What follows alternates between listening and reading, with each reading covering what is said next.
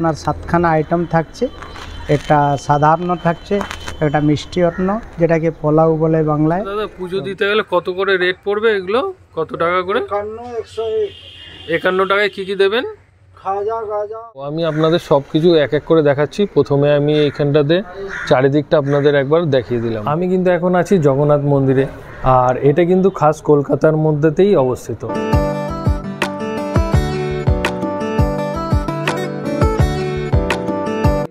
সেবা পূজা চলে মহাপ্রভু। যদি আপনি কেউ দর্শন করতে চাইছে তাহলে টাইম আমি বলে দিলাম, এই টাইমে আসো, আপনি দর্শন করতে পারেন।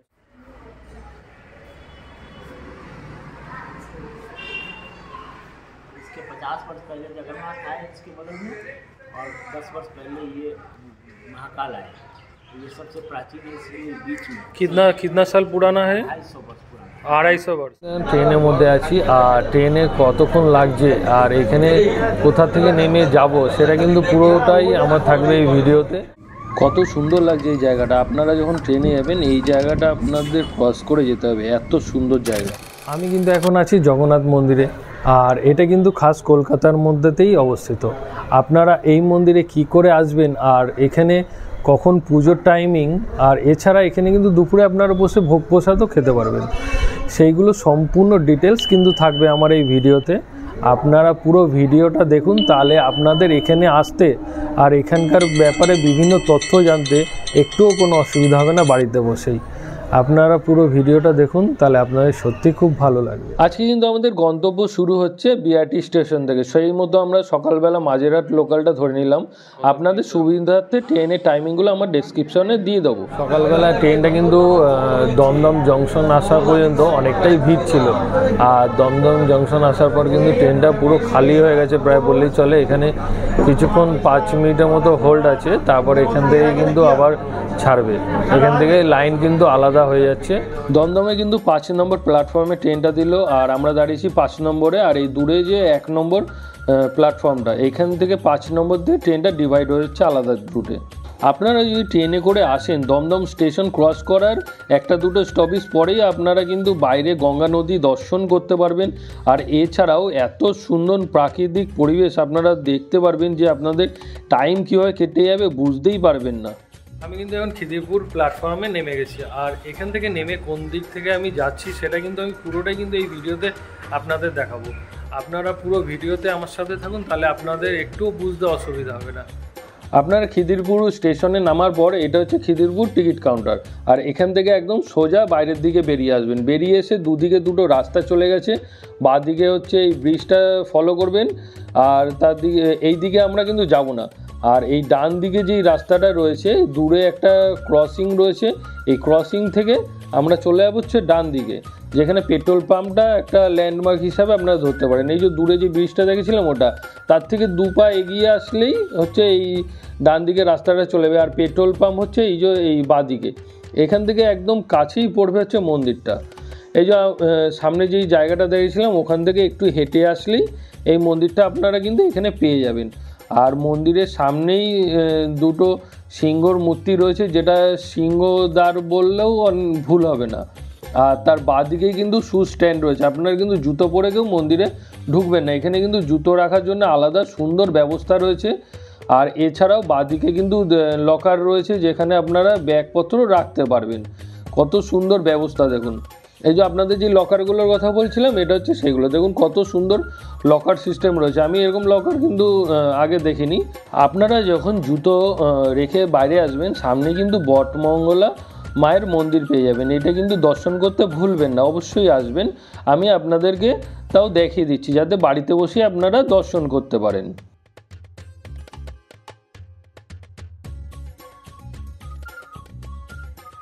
আমি কিন্তু আপনাদের খুব তাড়াতাড়ি করে আগে মন্দিরটা চারিদিকটা একবার দেখিয়ে দিচ্ছি। এই মন্দিরের ওপরে আমরা যাব, যেখানে কিন্তু জগন্নাথ দেব বিরাজমান এবং অনেক দেবদেবী আছে, সেগুলো এক এক করে আমি আপনাদের দেখাবো। এটা হচ্ছে মেন গেটটা, আর সামনেই কিন্তু রয়েছে অতিথি ভবন, আর এখানে কিন্তু যজ্ঞ করার জন্য আলাদা জায়গা রয়েছে।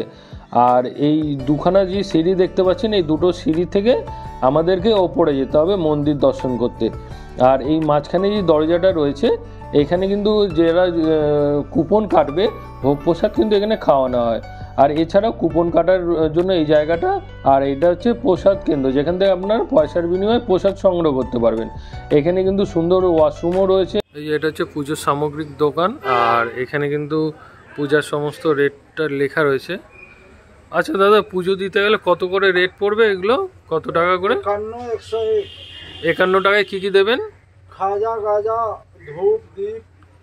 আচ্ছা, আর কেউ যদি বাড়ির জন্য এই গজা নিয়ে যেতে চায় তো 8 টাকা পিস, এক পিসের দাম 8 টাকা, তাই তো? আর এখানে আপনারা কিন্তু পুজোর সমস্ত ধরনের সামগ্রী পেয়ে যাবেন, এবং ঠাকুরের যে মূর্তিগুলো আছে সেগুলোও কিন্তু এখান থেকে আপনারা সংগ্রহ করতে পারবেন। আচ্ছা, এই ছোট যে ঠাকুরের গুলো আছে এগুলো কত দাম? 300 রুপিয়া। 300। আর একদম ছোটটা 100 রুপিয়া। 100 রুপিয়া। এই প্রদীপগুলো দেবেন তাই তো, যেগুলো 5 টাকা করে। আমি কিন্তু মন্দিরের কাউন্টারের সামনেই দাঁড়িয়ে আছি, আর দাদার মুখে আমি শুনে নেবো এখানে কুপনের রেটটা কি আছে। দাদা, একটু কুপনের রেটটা একটু বলবেন? এখানে ভোগের রেট হলো, এখানে যদি বসে খান 150 টাকা করে, আর পার্সল নিলে সেটা 180 টাকা। তার মধ্যে আপনার 7খানা আইটেম থাকছে। একটা সাধারণ থাকছে, একটা মিষ্টি অন্ন যেটাকে পোলাও বলে বাংলায়, পোলাও, 2 রকম সবজি, একটা মিক্স সবজি, একটা ধোকা কি নাহলে পটলের, সেটা চেঞ্জ হয়, একটা সবজি চেঞ্জ হয় সেটা প্রত্যেক দিন। আর টক থাকতে মানে চাটনি, পায়েস, ডাল, এরকম 7খানা আইটেম আপনার থাকছে।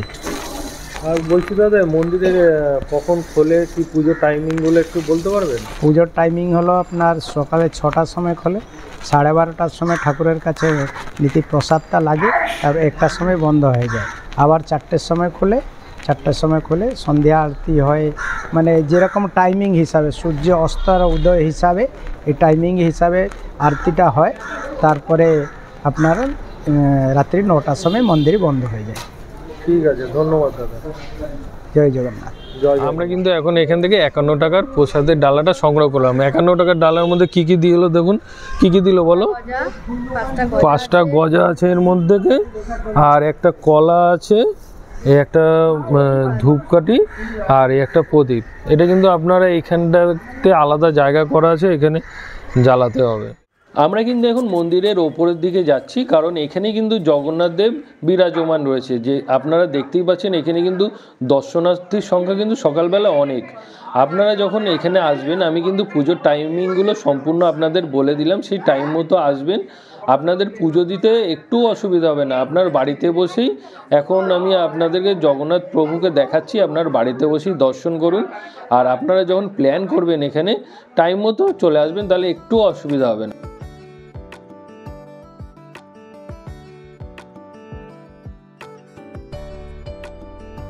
আমরা এখন চলে আসলাম হচ্ছে শিব মন্দির। আমি আপনাদের আগেই বলেছিলাম এই মন্দিরের ওপরের দিকে কিন্তু অনেক ছোট ছোট দেবদেবীর মন্দির রয়েছে, যেগুলো কিন্তু আমি আপনাদেরকে দর্শন করাবো।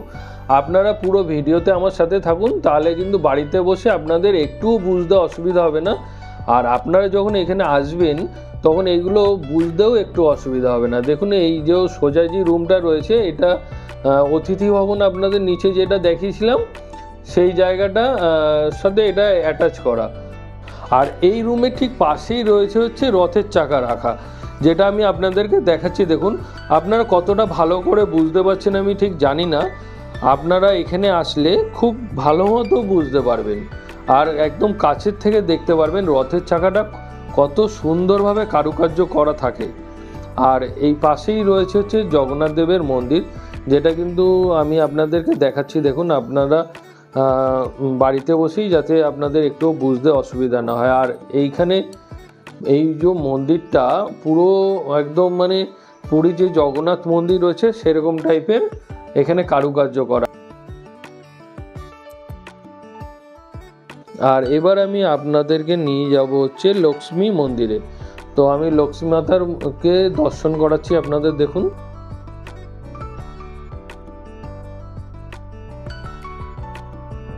এই মন্দিরের চারিদিকে কিন্তু খুব সুন্দর জায়গা। এই যে স্টেশনটা হচ্ছে এই ওপরের দিকটা, খিদিরপুর যে স্টেশনটা সেটা ওপরে। আর মন্দিরের চারিদিকে কিন্তু বিভিন্ন ফটো খোদাই করে রাখা রয়েছে, যেগুলো আপনারা এখানে আসলে দেখতে পারবেন। আর এবার আমি আপনাদের নিয়ে যাব হচ্ছে বিমলা মন্দিরে। যেটা আপনারা দর্শন করছেন।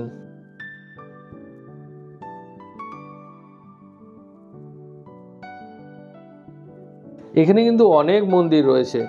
আর এবার আমি যাচ্ছি হচ্ছে সূর্য মন্দিরে। আপনারা সূর্য দেবতাকে দর্শন করে নিতে পারবেন হচ্ছে এখান থেকে। দেখতে পাচ্ছেন কতটা বড় জায়গা, আর সুন্দর কিন্তু পরিষ্কার পরিচ্ছন্ন জায়গাটা, একটুও কোনো নোংরা নেই, সুন্দর পরিষ্কার পরিচ্ছন্ন। এই যে এই দিকটা হচ্ছে মূল মন্দিরটা। আর এবার আমরা হচ্ছে হনুমান মন্দিরের সামনে।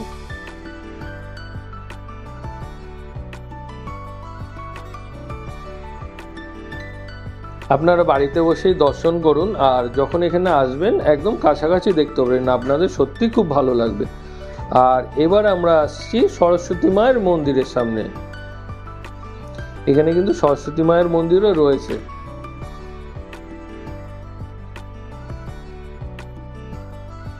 আর এবারে আমরা আসছি হচ্ছে গণেশ মন্দির, যেটা আপনারা যখন এই মন্দিরে আসবেন একদম ঢুকেই কিন্তু বাদিকে দেখতে পারবেন গণেশ মন্দির।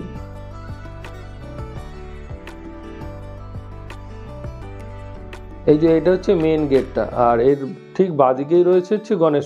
জগন্নাথ, এখানে সকাল 6:30 6:15 মধ্যে মন্দির খোলা যায়। সকাল 6টার সময় মঙ্গল আরতি হয়, 6টা থেকে 6:15 মধ্যে মঙ্গল আরতি হয়। আবার 8টা 8:30টার সময় সকালের বল্লভভোগ হয়। বল্লভভোগের আগে মহাপ্রভুকে চান করা যায়, তারপরে বস্ত্র পরা হয়, ফুল তুলসী দিয়ে শৃঙ্গার করে 8টা 8:30টার সময় সকালের ভোগের পরে ভক্তরা যারা ভোগ নিয়ে আসে শুকনো ভোগ, পুজোটা হয় 11টা 12টা অবধি। 12টাতে আবার খাবার শুরু হয়ে যায় মহাপ্রভুরে। 12টা থেকে 12:30টার মধ্যে দুপুরের খাওয়াটা। দুপুরের খাওয়া পরে 1টার সময় মন্দির বন্ধ হয়ে যায়। আবার 4টার সময় মন্দির খোলে। 4টার সময় আলতি হয়। আলতি পরে 4টা থেকে 6টা যেভাবে সন্ধ্যা হয় ওইভাবে, কবে কবে 5:30, 6টা, 6:30 এইভাবে সন্ধ্যা আরতি শুরু হয়। এক্ষুনি তো তাড়াতাড়ি সন্ধ্যা হয়ে যাচ্ছে, তো এক্ষুনি 5:30টার সময় হচ্ছে, 5:45 সময় হচ্ছে। আবার যে সন্ধ্যা আরতি শেষ করে 8টা 8:30টার সময় রাত্রের ভোগ লাগে। ভোগের পরে তারপরে রাত্র 9টার সময় মন্দির বন্ধ হয়ে যায়। আবার ডেলি এইভাবে সেবা পূজা চলে মহাপ্রভুর। যদি আপনি কেউ দর্শন করতে চাইছে তাহলে টাইম আমি বলে দিলাম, এই টাইমে আসো, আপনি দর্শন করতে পারবেন। সব দিন মন্দির খোলা থাকে। জয় জগন্নাথ। জয় জগন্নাথ। এই মন্দিরটা হচ্ছে মূল জগন্নাথ মন্দিরটা, দেখুন কতটা বড় জায়গা নিয়ে। আর এই মন্দিরের আশেপাশে কিন্তু অনেক মন্দির রয়েছে, যেগুলো আমি আপনাদেরকে এখন দর্শন করাবো। আপনারা যখন জগন্নাথ মন্দিরে আসবেন দর্শন করতে, তার পাশেই কিন্তু রয়েছে হচ্ছে মহাকাল মন্দির, যেটা আপনারা এখানে আসলে অবশ্যই দর্শন করবেন। খুব সুন্দর একটা জায়গা। দেখুন আমরা এসেছিলাম ওই যে সামনে জগন্নাথ মন্দির, আর তার ঠিক পাশেই রয়েছে হচ্ছে মহাকালের মন্দিরটা। এত সুন্দর লাগবে, আমি আপনাদের পুরো মন্দিরটা ঘুরে একবার দেখাচ্ছি, দেখুন আপনাদের সত্যি খুব ভালো লাগবে।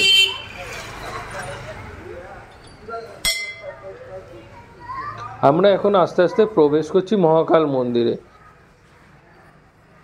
আর এখানে কিন্তু নন্দী মহারাজ রয়েছে শুয়ে। ডান দিকে রয়েছে হনুমান মন্দির, আর বাদিকে রয়েছে হচ্ছে গণেশ মন্দির, একদম ঢোকার প্রবেশদ্বারে। আপনাদের সেটা দেখাচ্ছি, দেখুন এই যে সিদ্ধিদাতা গণেশ মন্দির। আর এবার কিন্তু আমরা আস্তে আস্তে ভেতরের দিকে যাব। সামনেই নন্দী মহারাজ বিরাজমান রয়েছে, আর ঠিক তার সামনেই রয়েছে হচ্ছে মহাকালেশ্বর মন্দিরের শিবলিঙ্গ। আর এই শিবলিঙ্গের ওপরের দিকে রয়েছে হচ্ছে বিভিন্ন দেবদেবীর মূর্তি, যেটা আপনারা এখানে আসলে দেখতে পারবেন। আর তার পেছনের দিকেও রয়েছে কিন্তু অনেক দেবদেবীর মূর্তি, সেগুলো আমি আপনাদেরকে দেখাচ্ছি, দেখুন।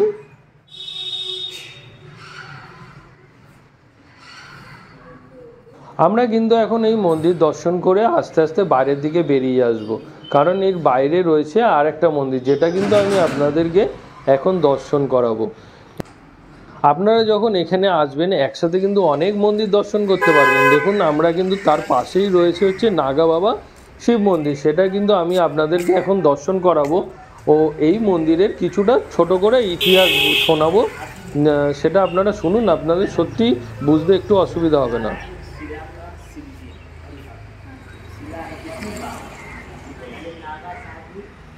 इसको 250 वर्ष पहले लाए। इतना पुरानी मंदिर है, उतना पुराने वटवृक्ष है। हाँ, और इसके 50 वर्ष पहले जगन्नाथ आए इसके बगल में, और 10 वर्ष पहले ये महाकाल आए।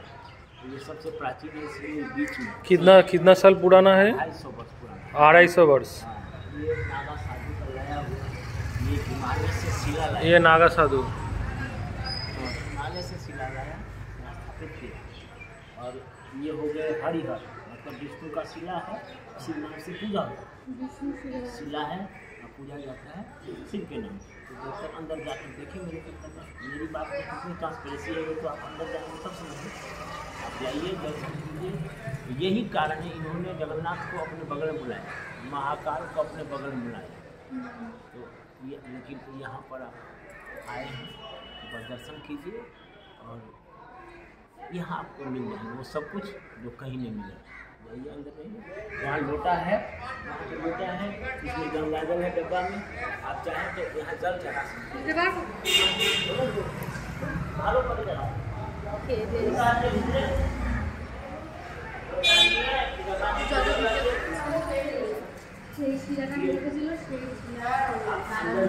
এখানে কিন্তু গঙ্গা জলেরও ব্যবস্থা রয়েছে, আপনারা চাইলে কিন্তু এখানেই বাবার মাথায় জল ঢালতে পারবেন, এখান থেকে গঙ্গা জলটা নিয়ে।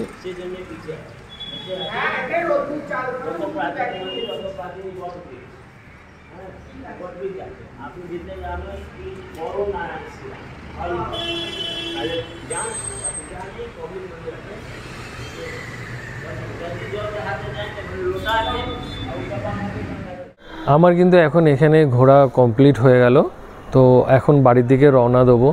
আপনাদের যদি আরও কিছু জানা থাকে এই মন্দিরের ব্যাপারে, তো আমার কমেন্ট বক্সে আপনারা কিন্তু কমেন্ট করতে পারেন, আমি কিন্তু তার অ্যান্সার দেবো।